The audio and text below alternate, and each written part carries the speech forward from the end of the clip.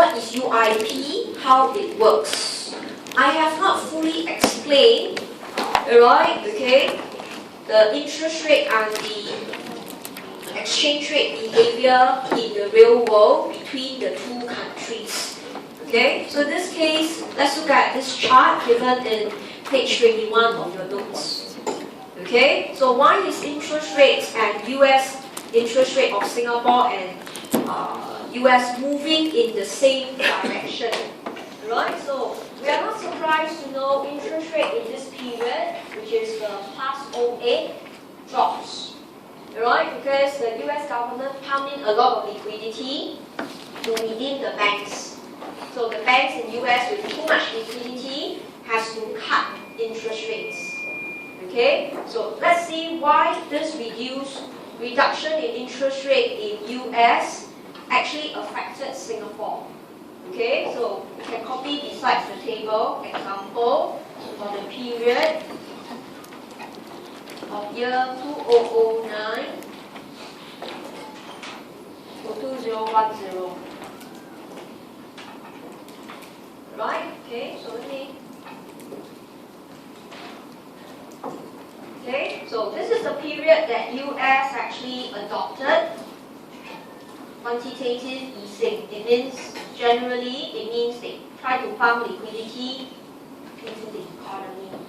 So we use our ILM, we know the LM shift down, therefore US interest rates drop to near zero. Okay, so you can see between 09 to 10, it was like 0.01, very, very low. Okay, so why did Singapore's interest rate has to follow so? We can apply the UIP. Okay, we can actually apply the UIP. Okay, so the UIP tells us there is free flow of capital. Okay, so in this case, okay, if you apply the UIP, it tells us investors will actually move their funds out of US into Singapore. Because the UIP can only talk about two countries, so in this case I put in Singapore. Alright, so imagine therefore there will be a sudden increase or a huge supply of funds in Singapore. Okay, and therefore financial institutions in Singapore will have to cut interest rates and to make themselves more competitive.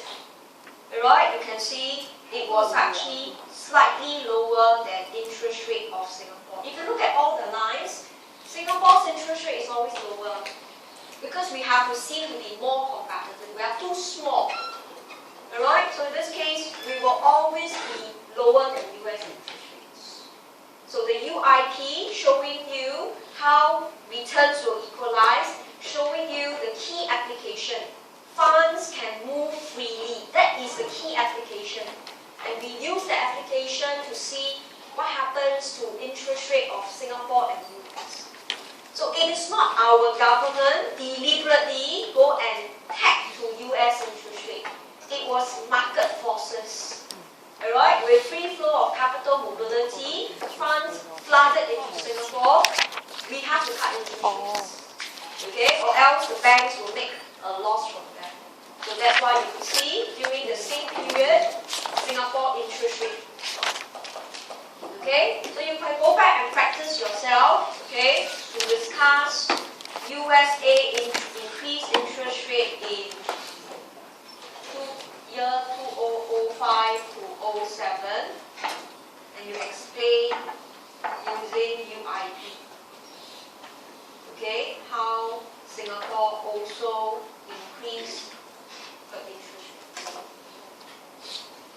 Okay, so that would explain the behavior, right, of interest rate pegging. Although we use the word peg, right, as if that our government deliberately chase after it, but it's actually not so. So one of it can be explained under the UIP.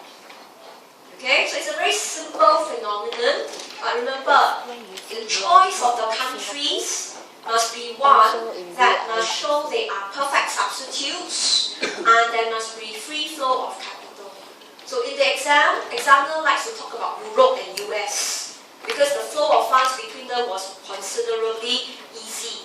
Alright, or within European zone, among the European countries, they are using a common currency, the euro. So funds can flow freely, it's borderless.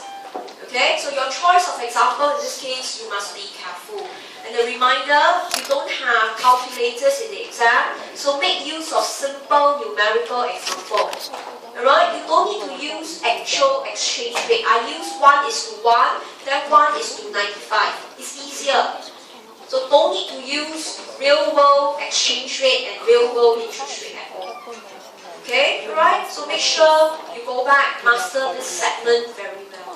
So recently it came out for section A, it also comes out for section C. Okay? It will look very technical, but if you can explain in numerical example, you can present your points clearly, and of course with the correct calculation, alright, you are able to present the model. Okay, so moving on from there. Okay, so let's look